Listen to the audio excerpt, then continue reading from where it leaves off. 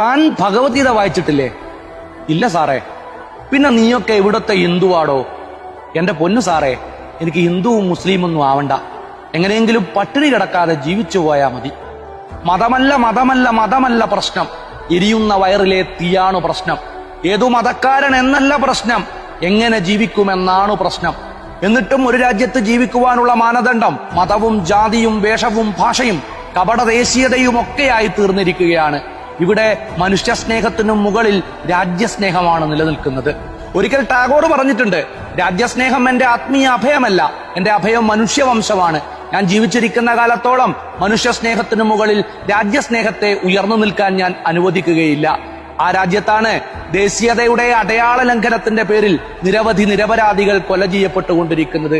ചുരുങ്ങിയത് സ്വന്തം രാജ്യത്തെ എല്ലാ മനുഷ്യരെയെങ്കിലും സ്നേഹിക്കാൻ കഴിയാത്തവർക്ക് എങ്ങനെ രാജ്യസ്നേഹികളാകാൻ കഴിയുമെന്ന് എത്ര ആലോചിച്ചിട്ടും എനിക്ക് മനസ്സിലാകുന്നേയില്ല. സ്വാതന്ത്ര്യ സമരത്തെ ഒറ്റുകൊടുത്തവർക്ക്, സാമ്രാജ്യത്വത്തിന് മാപ്പെഴുതി കൊടുത്തവർക്ക്, ഗാന്ധിയെ കൊലപ്പെടുത്തിയവർക്ക്, വർഗീയ കലാപങ്ങളുടെ രക്തക്കറ പുരണ്ടവർക്ക് എങ്ങനെ രാജ്യസ്നേഹികളാകാൻ കഴിയും?